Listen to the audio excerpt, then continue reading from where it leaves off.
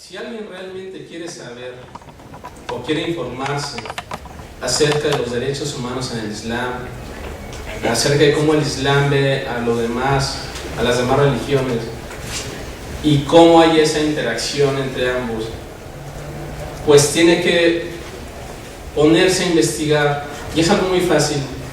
Por ejemplo, ahorita los invito a cada uno de ustedes a preguntarse quién no ha leído el Corán.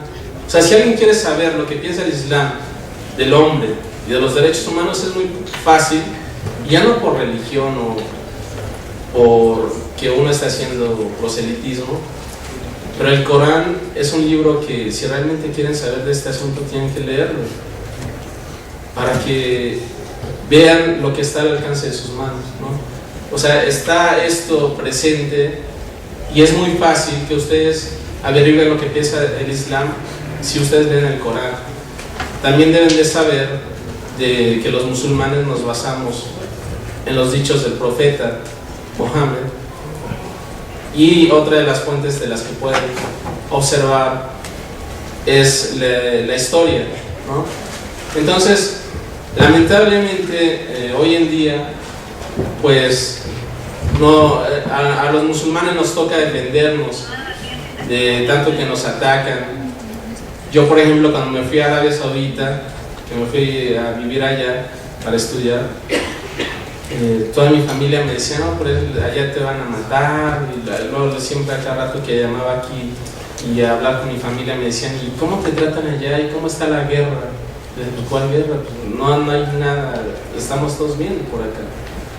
Entonces, cuando me llevé a mi esposa, por ejemplo, le decían a mi esposa que no fuera porque allá a las mujeres se les pegaba, ¿no? Que se les trataba muy mal. Y uno de los errores más grandes que cometemos los seres humanos es no ponernos en el zapato del otro. Es decir, juzgamos antes de conocer, y como les digo, si quieren conocer realmente hay que intrometerse en el asunto, averiguar, y nos vamos a llevar grandes sorpresas. El papel de la Sharia, que es la legislación islámica o en el Islam,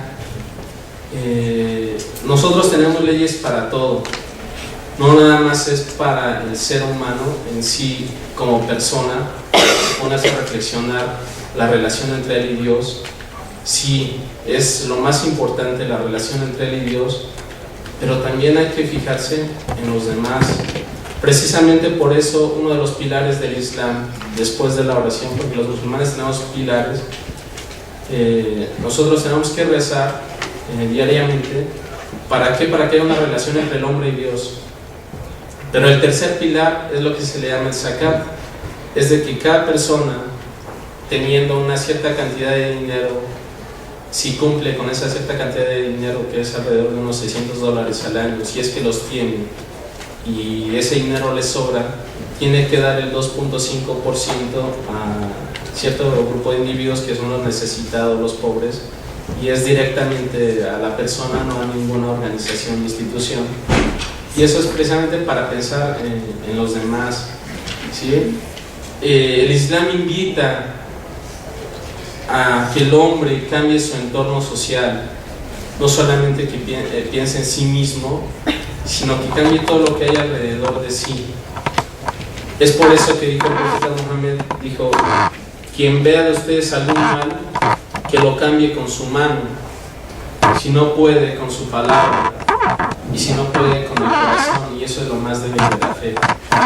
¿Qué quiere decir? De que todo musulmán, así como tiene derechos, también tiene obligaciones, y de esas obligaciones es buscar la justicia. Por ejemplo, Dios en el Corán dice, ciertamente Dios invita a la equidad, a la justicia y a que sean buenos con los parientes próximos, y prohíbe la perversión, la maldad y la tiranía, y así se los recuerda, tal vez así reflexiona. Desde hace muchísimo tiempo los hombres y el ser humano en el Islam ya tenían derechos. El Islam llegó, para nosotros los musulmanes, todos los profetas han sido musulmanes y practicaban el Islam. Pero a la llegada del profeta Mohammed, que fue hace 1400 años, se planteó el derecho a la vida. Por ejemplo, dijo el profeta: vuestras vidas y vuestros bienes son sagrados entre vosotros. La Sharia tiene 6 cosas que busca proteger, más que nada. Entre eso es la religión de la persona, que cuida su religión, que cuida sus creencias, que cuida sus seres, en este caso es lo que es la vida, ¿sí? Por ejemplo, también Dios en el Corán dice: quien mate a alguien, ¿sí? Quien asesine a alguien, ante Dios es como si hubiera asesinado a toda la humanidad. Y quien salve a alguna persona, ante Dios es como si salvase a toda la humanidad. También el profeta Mohammed, respecto hablando de lo que es el derecho a la vida, antes los árabes tenían la costumbre de que cuando nacía una mujer la mataban por la deshonra que tenía, ¿no? Entonces Dios en el Corán dice que en el día del juicio, cuando la niña enterrada sea preguntada: ¿y por qué te enterraron viva?, en una forma de reprensión, reprendiendo a quien hacía esos actos, el Islam llega a decirle a la mujer: no, ella tiene derecho de vivir, y el hombre no tiene por qué sentirse deshonrado porque nazca una mujer.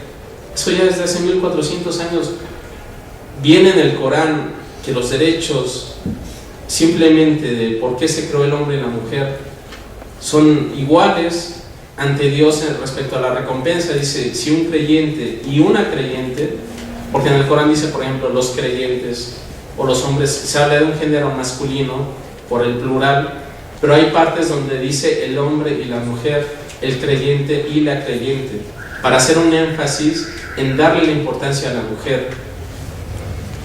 Por ejemplo, la mujer tenía el derecho a la propiedad, tenía el derecho al trabajo, también tiene un derecho a ser mantenida por su esposo o por la familia si es que ella no se casa, y si es en dado caso de que ella no tuviera familia, por el gobierno islámico. En ese caso, la mujer ya tenía el derecho al divorcio, también tenía derecho a que su esposo tuviera o mantuviera con ella relaciones sexuales, y eso está planteado en los libros de jurisprudencia islámica. Decía, una mujer tiene el derecho de ir con un juez si su esposo no quiere tener con ella intimidad, por lo menos tiene el derecho de ir al juez, y éste le debe ordenar que tiene 4 meses para cumplir con ella, si no tiene el derecho al divorcio.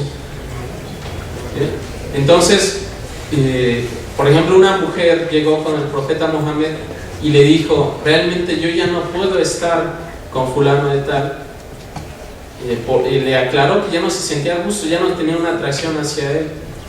Y es costumbre, cuando hay un matrimonio en el Islam, de que el hombre le dé una dote a la mujer, y si ella pide el divorcio, pues que le regrese esa dote al hombre, ¿no? Entonces el profeta le dijo: ¿tú estás dispuesto a regresarle esa dote? Y ella dijo que sí, que era un jardín, se lo regresó. Entonces él disolvió el matrimonio. Estamos hablando de hace 1400 años. Entonces es importantísimo que uno se ponga a pensar: ok, si la Declaración de los Derechos Humanos, ¿cuántos tiene en Europa esos derechos? ¿Cuándo los empezó a tener la mujer? En el Islam también el hombre ya tenía derecho a la intimidad, a la privacidad. Por ejemplo, en el Corán dice: no entren a una casa sin tener el consentimiento de sus habitantes. También dijo el profeta Mohammed que si uno va a una casa y uno toca 3 veces y no le abren, uno se tiene que ir, ¿sí? Entonces, una vez estaban 2 compañeros del profeta Mohammed y estaban tocando en una casa, y ya cuando tocó 3 veces le dijo: yo escuché al profeta Mohammed eso, de que si uno toca 3 veces ya uno se tiene que ir. No es que yo sé que está ahí, digo, no importa, tú te tienes que ir, es el derecho de aquella persona que está en la casa. Se dice porque puede estar, tal vez está enfermo, no está en disposición, etcétera. Uno le debe dar ese derecho a la privacidad y no pensar mal de la persona, etcétera. También en el Islam, la persona, el gobernante, si no cumple con lo legislado por la Sharia, el pueblo tiene el derecho a decirle que está haciendo mal y a no obedecerlo. Por ejemplo, el profeta Mohammed dijo: no hay obediencia cuando se incita a desobedecer a Dios. También hay una libertad de expresión en el Islam, pero esta libertad de expresión no está abierta a la crítica, que no tiene un beneficio, ¿sí? A las calumnias, a las difamaciones, por ejemplo. Las libertades religiosas, las convicciones, dice Dios en el Corán, dice: no hay obligación o coacción en la práctica de la adoración. Entonces este es un principio fundamental que uno puede ver en la historia. Por ejemplo, la igualdad ante la ley. Una vez llegó un judío con el profeta Mohammed y lo agarró de la ropa porque le debía dinero. El profeta le debía dinero a él. Y estaba uno de sus compañeros y sacó la espada y le dijo: ¿cómo te atreves a hablarle así al profeta? Te voy a cortar la cabeza. Entonces el profeta volteó hacia él y le dijo: realmente él ni yo esperábamos la reacción que estás teniendo. Dijo: ve y págale y dale más. Le mandó dar unos dátiles de más a él porque estaba en su derecho. Con el tercer califa del Islam, que se llamaba Ali, también aconteció de que había un judío vendiendo un escudo que era de él en el mercado, y cuando pasó le dijo a Ali: ese escudo que estás vendiendo es mío. Y él era el califa, es decir, él era el gobernante de todos los pueblos en ese entonces, bajo el Islam, bajo el imperio del Islam. Y le dijo: no, el escudo está en mi mano y tú eres el que lo está demandando. O sea, el judío le dijo: yo tengo el derecho porque está en mi poder. Tú tienes que demostrar de que no es tuyo. Entonces el califa, siéndole el gobernante, lo mandó a un juicio. Dijo: ok, vamos a un juicio. Llegaron con el juez y dijo el juez: ¿a quién tienes de testigos de que ese escudo era tuyo? Y dijo: a mi hijo y a mi sobrino. Entonces el juez le dijo: tú bien sabes que no se acepta como testimonio de un hijo para el padre. Entonces Ali le dijo: es realmente lo único que tengo. Entonces le dijo: no es aceptado y el judío es de él, el escudo es del judío, y no se lo devolvió. Después el judío dijo: no, realmente yo me lo había encontrado en la noche, lo vendí, el escudo es de él, y se lo dio, y posteriormente se convirtió al Islam porque vio la tolerancia y la igualdad que había, que se juzgó a un gobernante en ese tiempo. Les voy a leer algunas citas, por ejemplo, históricas, de que dan muestra cómo el Islam tuvo una tolerancia ante las demás religiones. Por ejemplo, cuando Omar ibn al-Khattab, que fue el segundo califa del Islam, entró a Jerusalén, dijo: esto es lo que el siervo de Dios Omar, el príncipe de los creyentes, otorga a la gente de Jerusalén. Les concede la inmunidad para sus almas, para sus bienes, para sus iglesias y cruces, para los sanos y enfermos y todo credo. Sus iglesias no serán habitadas, ni serán derribadas, ni se reducirán sus dimensiones, ni en el número de sus cruces. No se les coaccionará para abandonar su religión, ni se dañará a persona alguna, y no se les prohibirá a los judíos convivir, ¿sí?, con los cristianos en Jerusalén. Cuando entra Omar ibn al-Khattab a Jerusalén, le ofrecen rezar en una iglesia, y él dijo: no, porque si rezo ahí la van a hacer mezquita. Entonces se negó. Un historiador, Adam Metz, dice en su libro de la civilización islámica en el siglo IV de la Égira, dijo: como la legislación islámica es para los musulmanes, el Estado Islámico dejó en libertad a las otras comunidades a recurrir a sus propios tribunales, y lo que sabemos de estos tribunales es que eran eclesiásticos, siendo sus jueces a la vez dirigentes espirituales que escribieron muchos libros de derecho. Sus sentencias no se reducían a cuestiones matrimoniales, sino que incluían cuestiones sucesorias de herencias y todas aquellas disputas que concernían a los cristianos que estaban excluidas de la intervención del Estado.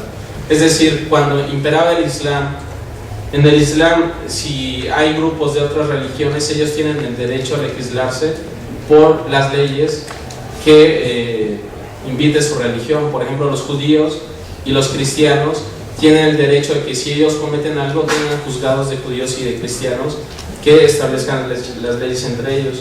También dijo Gustave Le Bon en su libro La civilización árabe: las primeras conquistas árabes podrían haberles cegado y empujado a cometer todo tipo de opresión, como las que cometen por costumbre los conquistadores, maltratando a los vencidos y obligándoles a abrazar su religión, que querían propagar por todo el mundo.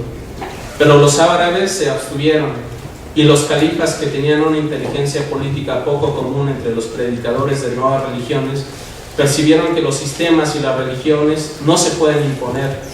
Así pues trataron, como es evidente, a las poblaciones de Siria, Egipto, España y toda tierra que conquistaron con benevolencia, dejándoles seguir sus propias leyes, normas y creencias, imponiéndoles solamente un pequeño tributo, ínfimo si se compara con lo que pagaban con anterioridad, a cambio de proporcionarles seguridad y bienestar.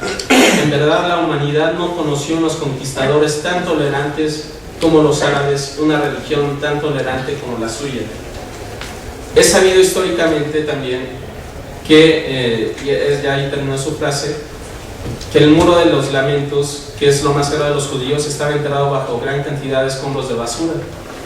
Pero tal hecho llegó al conocimiento del sultán Suleimán, que era legislador en ese entonces, y ordenó al gobernador otomano de Jerusalén que limpiara el lugar y permitió a los judíos visitar el muro y practicar sus cultos.